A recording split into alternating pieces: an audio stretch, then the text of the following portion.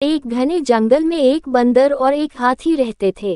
हाथी बड़ा शक्तिशाली था। वो बड़े बड़े पेड़ों को एक ही झटके में उखाड़ देता था। बंदर काफी दुबला पतला, लेकिन वो बड़ा ही फुर्तीला और तेज था। दिन भर बंदर जंगल के पेड़ों पर उछल कूद करता रहता था। बंदर और हाथी दोनों को ही अपने गुणों पर बड़ा ही घमंड था। दोनों ही एक दूसरे से खुद को ज्यादा अच्छा मानते थे। इस वजह से दोनों में हमेशा बहस होती रहती थी। उसी जंगल में एक उल्लू भी रहता था, जो अक्सर बंदर और हाथी की हरकतें देखता था। वह इन दोनों के लड़ाई झगड़े से परेशान हो गया था।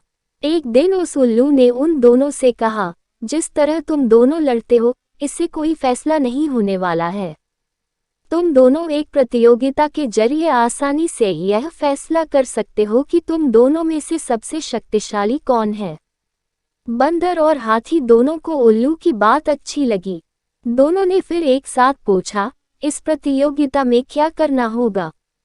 उल्लू ने कहा, इस जंगल को पार करने पर एक दूसरा जंगल आता है, जहां पर एक काफी पुराना पेड़ है, जिस पर एक सोने का फल लगा हुआ है।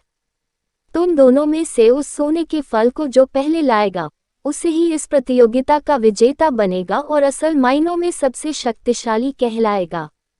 उल्लू की बात सुनते ही बंदर और हाथी बिना कुछ सोचे समझे दूसरे जंगल की तरफ निकले।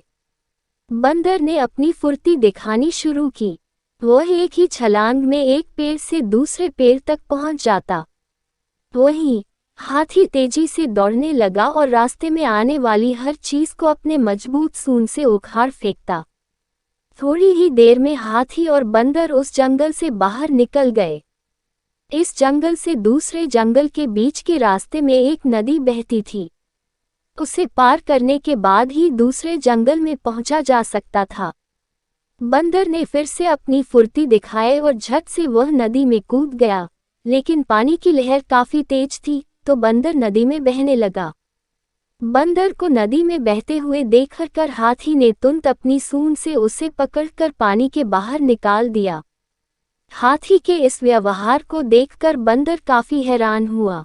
उसने विनम्र होकर हाथी को अपनी जान बचाने के लिए धन्यवाद कहा और अपनी हार मानते हुए हाथी को ही आगे का सफर तय करने के लिए कहा। बंदर की इस बात को सुनकर हाथी ने कहा, मैं नदी पार कर सकता है, तुम भी मेरी पीठ पर बैठकर इसे पार कर लो। बंदर हाथी की बात मान गया और वह हाथी की पीठ पर बैठ गया। इस तरह दोनों ने नदी पार कर ली और दूसरे जंगल में पहुंच गए।